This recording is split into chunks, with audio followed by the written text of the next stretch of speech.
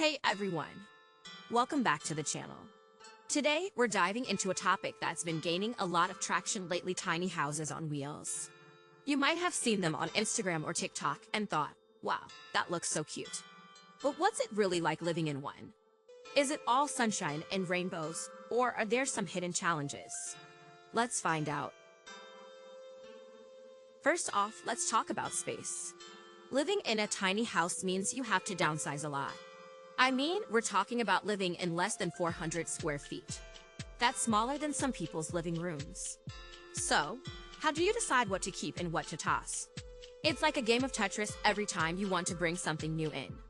And here's a question for you: would you be able to part with your favorite belongings? It's a tough call. Now, let's chat about the kitchen. Cooking in a tiny space can be quite the adventure. You have to be super organized and efficient.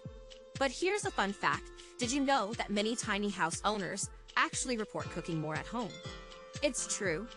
With less space, you're more inclined to get creative with what you have. But what about when you have guests over? Can you really entertain in a tiny house? That's a hot topic among tiny house enthusiasts. Storage is another biggie. You have to get creative with every nook and cranny. Some tiny house owners swear by multifunctional furniture, like a couch that turns into a bed or a table that folds away.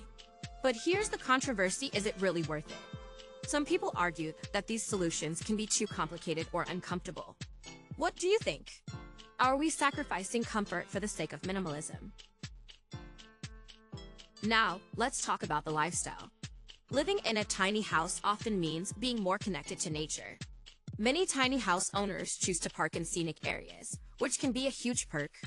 But there's a flip side. What happens when you want to travel?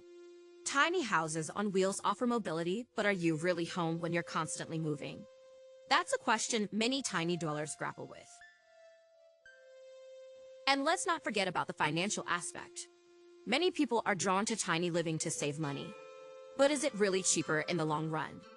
Between the initial investment, maintenance, and potential land costs, it's not always a straightforward answer. Some people end up spending just as much, if not more, than they would in a traditional home. What's your take on that?